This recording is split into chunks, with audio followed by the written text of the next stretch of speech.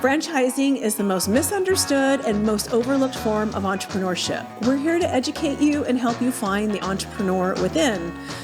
Franchising is not all about the French fries. We find that individuals who are exploring business ownership tend to have a lot of misperceptions and misunderstandings about the franchise industry. So what we want to do is help prospective business owners make confident and educated decisions before moving forward or not moving forward with a business. Welcome to Unpredicted Entrepreneur. Hello and welcome to episode 83 of Unpredicted Entrepreneur. I'm Sarah Wasco and I'm joined by my colleague Roxanne Rapsky. And we created this podcast to bring you all things related to franchising and business ownership. We are thrilled today to welcome our guest, Kelly Kunst. Kelly is the founder of Fiscal Harmony.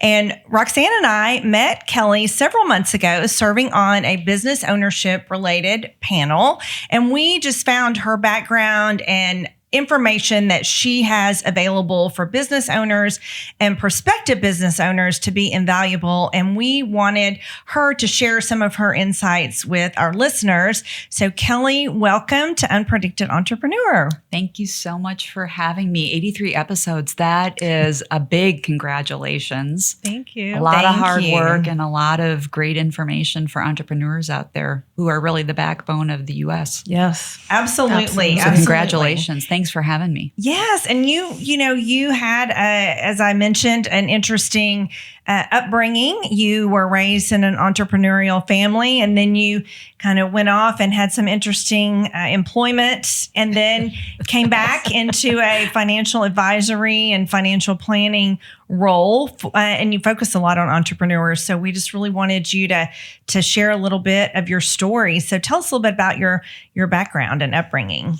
Well, I was very blessed to grow up in an entrepreneurial family. My granddad started in the Great Depression with a few chickens because you had to feed your family. There weren't a lot of other options. And by the time all of us grandkids came along, he was the largest egg distributor in the Midwest. He had international horse breeding. He had grains trading. He did futures trading. They had a pork operation. And we all grew up working in the business, which I think is something a lot of entrepreneurs share, is somewhere in our history, there was a place where we learned those skills. And I was really fortunate to grow up that way. We've had a lot of businesses in our family, everything from paper recycling to Emmy award-winning producers.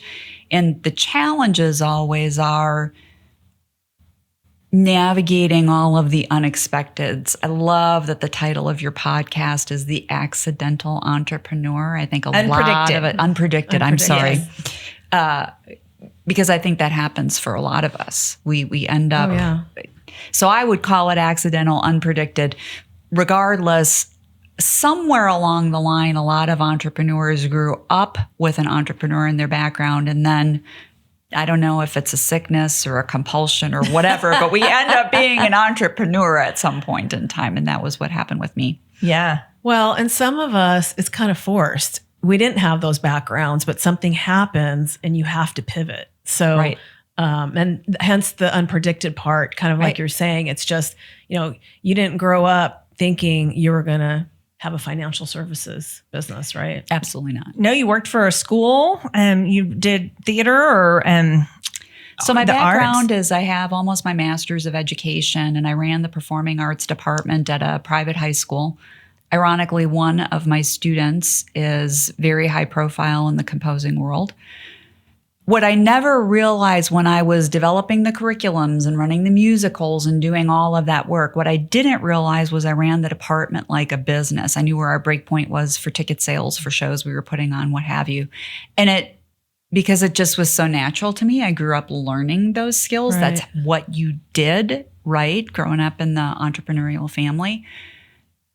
I just didn't connect it, but that's how I always ran the department. I knew where all of those performance metrics and breakpoints financially were. And so, unpredicted entrepreneur, I started moving around the country with my husband, and I did a few different things. I spent about 5 years in pharmaceutical sales, that I got recruited into. That was a really interesting trip. And then eventually decided to join the financial planning world. I got my CFP in 2014. I'm a certified financial planner.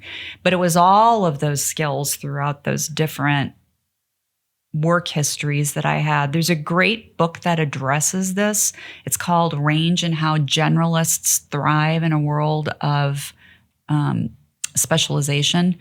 It's a really interesting book about various entrepreneurial paths. I think reading the book, I realized I wasn't so unique. There's a lot of us that do all different kinds of things, and then we bring those skill sets into our business.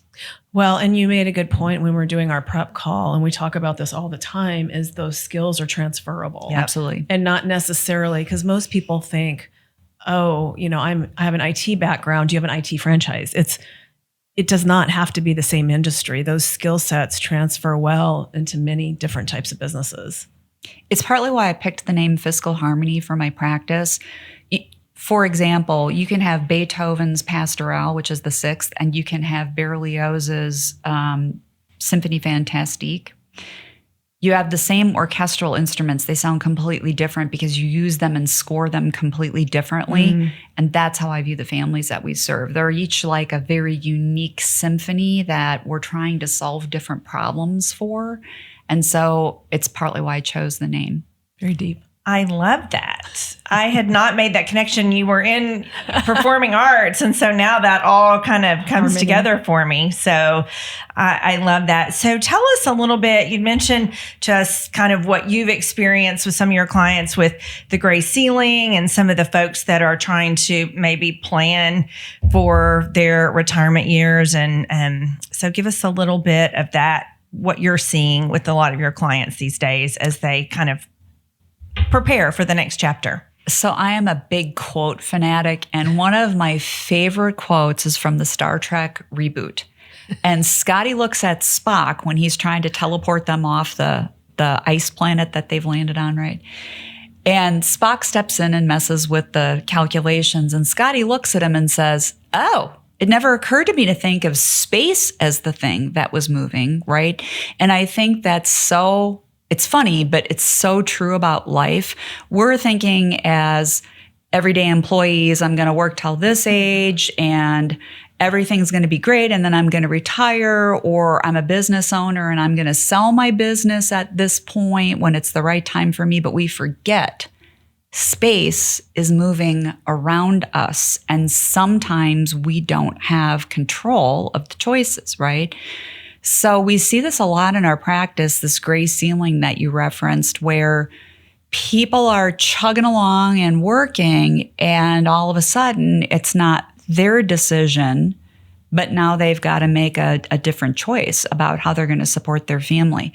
And I think one of the finer points, we have a specific methodology that we follow. It's called the SCORE method of how we financially plan. There's a lot of discussion about retirement.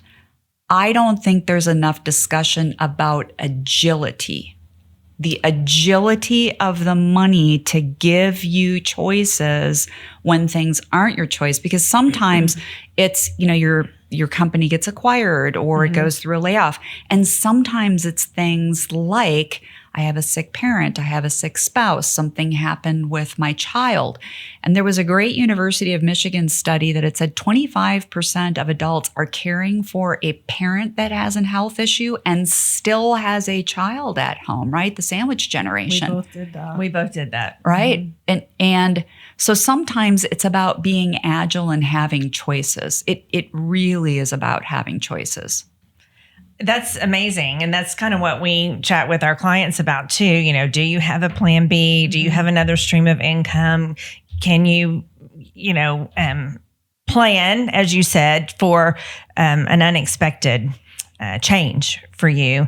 And you mentioned the SCORE methodology. Can you just kind of give us a brief overview of what that is? So back to the notion of a symphony, right? Every family we work with is a little bit different, especially we work with a lot of entrepreneurial families, and all of those businesses run a little bit different on their cash flow schedules, variability, all that kind of stuff. So S is for understanding their story, understanding what they do, how does their life work, who are the key players in their family, things we need to be mindful of. C gets into cash and cash flow. When we look at studies from the Small Business Administration, other resources, they all kind of say the same thing. About 80% of businesses fail because of a lack of cash flow. And I think that's transferable to just families in general. Mm-hmm. You really want to know where your cash and cash flow is. It's the very first thing we ask before we get into any of O for opportunity, which are the investments, R for real return. What does that net of tax cash flow look like? We're doing a lot of that planning right now. And then E is for avoiding easy money mistakes. They come in a lot of different forms.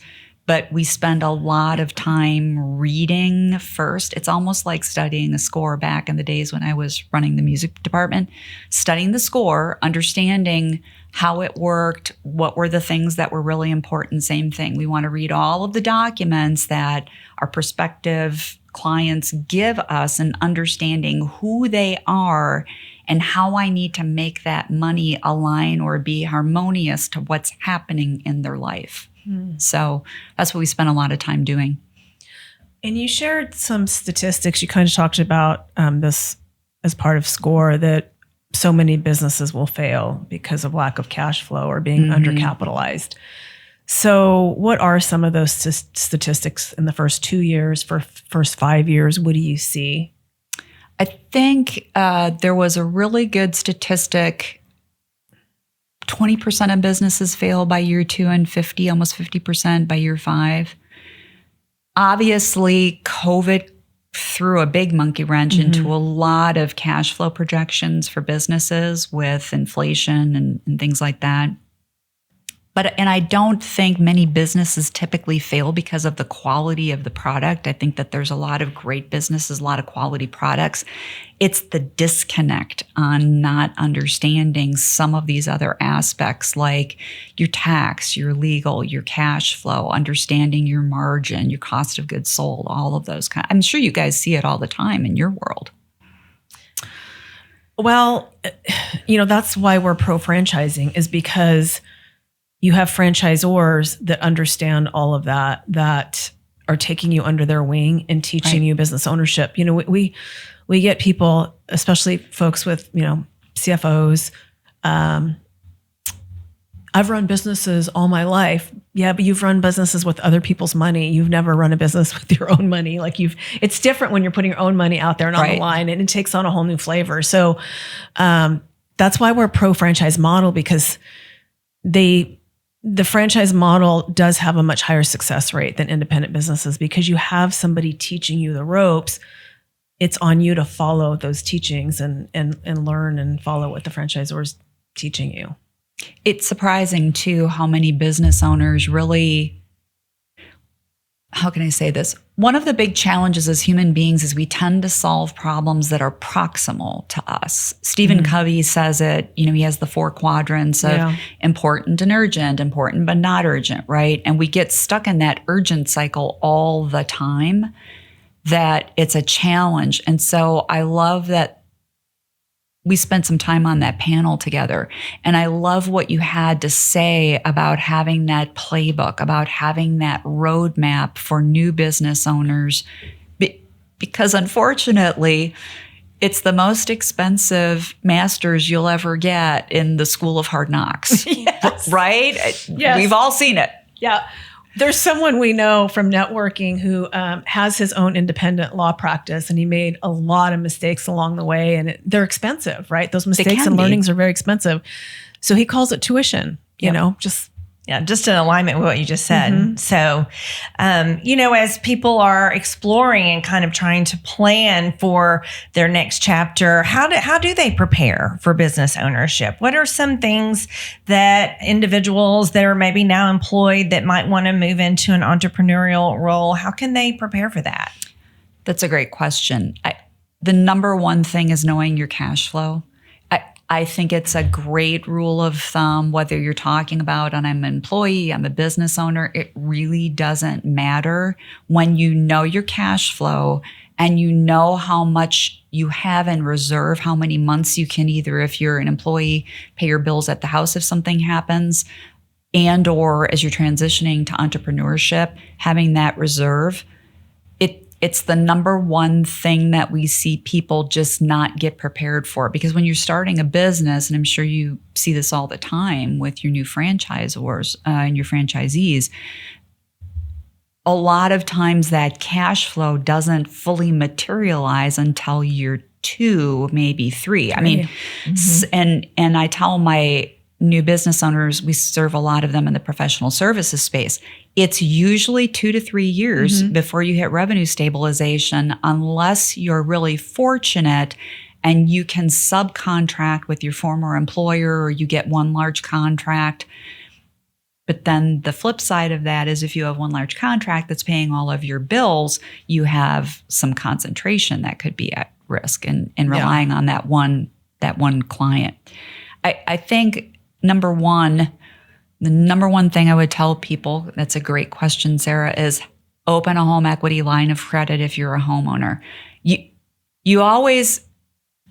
Entrepreneurs show up at the bank when they need money and they fail to realize you need to go to the bank before you need the money because the bank, once you need it, won't give it to you. Yes. And that goes back to the Covey quadrants, right? The important but not urgent. Go open that home equity line of credit. Make sure you've got some bandwidth. If you're an employee, I think one of the other really underutilized tools is if your company allows you to buy stock in the company, employee stock purchase plans, ESPPs, we see them a lot. Buy some stock in your company. You can always sell it. And then I think nowadays, especially, now you can get a CD north of 4% and savings rates. We're actually getting paid to hold that cash.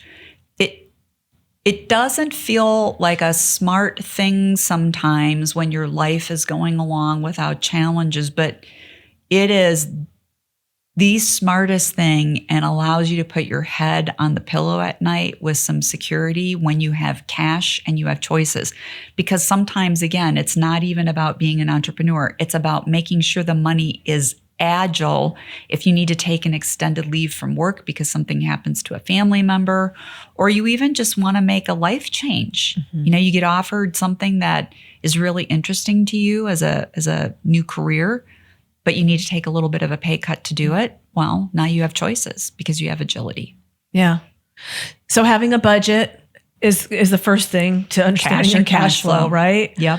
And we always say, and you can tell us what you think about this.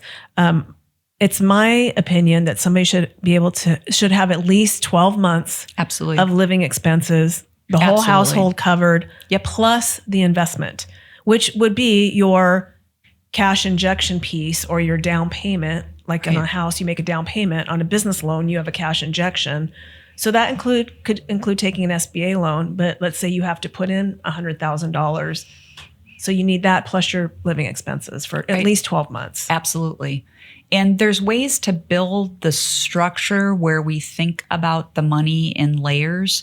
So for example, I built the SCORE methodology out of experiences with my family and even experiences personally. And we've just heard so many stories of businesses that lost their lines of credit in the 2008 financial crisis and various things like that. So I'm very pleased to say that when we hit COVID in 2020, because we followed the SCORE methodology and we did exactly what you're talking about, Roxanne, where it's not only the cash flow runway personally, it's the cash flow runway in the business. We didn't have any business owners come off their financial investment plan. They stayed on plan because we had a plan for how that cash and cash flow was going to work when the CEOs needed to take the pay cuts. Most of my business founders took the biggest pay cut of everyone, sometimes went without a salary to make sure they could keep their people. When you have that planning in place, it just makes you agile. It opens up opportunities. And I'll say one last thing about cash and cash flow, because I think people forget. Disruption is neither good nor bad. It depends on which side of it you're on. When you're the person in disruption that has a cash and cash flow runway, businesses often don't grow linearly. They grow in leaps and bounds. And so if you're the one holding the cash when disruption hits, it's not only about preservation, it's about opportunity. Everything's on sale. It's about opportunity. Yeah. Great information for anybody, listening and maybe planning to own a business. As we wrap up today, are there any final tips that you might want to share or leave with any of our listeners that might be thinking, okay, I need to prepare. I want to have choices. Anything else that you might want to leave us with today? Yeah, I think there's a couple of things. Let me just start really quick because I need to give my little disclosure and disclaimer before we get to how people can find me if they want to find me. So I am a registered representative of, and securities are offered through Berthel Fisher and Company Financial Services, BFCFS, member of FINRA and SIPC. Investment advisory services are offered through BFC Planning, Fiscal Harmony, GS Wealth Management, and are not affiliated with BFCFS and BFC Planning. Yes, I know that's a mouthful, but that is our world we live in. So there you go. We are legally covered now. We are legally covered right now. Perfect. So there's resources that they can find on the website on some of these topics about planning and a white paper that we wrote. There's actually a book coming next year about the SCORE methodology for entrepreneurs, where we cover a lot of everyday case studies of what has happened to some of the entrepreneurs that we've worked with. I think the last thing I would say is, again, it's all about the cash flow. And for business owners out there, don't forget that your business sells on multiples of margin and EBITDA. So you always have to be thinking about keeping your personal finances and your business financials separate, and don't commingle them because it could affect your sale price. A few years ago, I actually was approached to buy a practice. And I started asking a lot of questions, and we'll just say that they weren't answered to my satisfaction. And so at that point, I knew what my growth rate was. I knew what my margin and cash flow was, and I walked away from the deal. And so sometimes knowing your cash flow isn't always about capitalizing on opportunity. It's also about knowing when not to capitalize on something that may look like an opportunity, but could take you off your path. Perfect advice. Yeah, okay, excellent. so I'm sorry. Were you gonna say? Excellent advice. Tell us what your website address is. So it's Fiscal Harmony, FISCAL,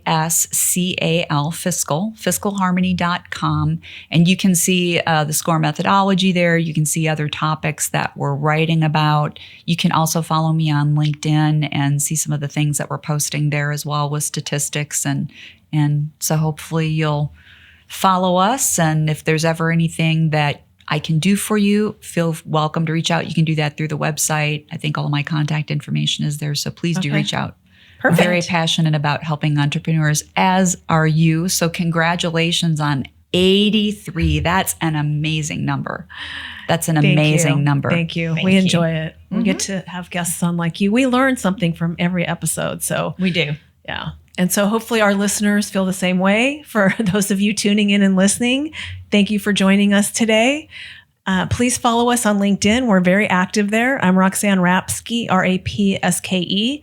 Sarah with no H, Waskow, Waskow. You can learn more about us on frannet.com. And also, please follow us on our YouTube channel, which is Frannet of Dallas, Fort Worth, and Oklahoma. Lastly, you can find Unpredicted Entrepreneur on any of the podcasting platforms. Thanks again, Kelly. Thanks for having me. Thank you. Bye-bye. Bye.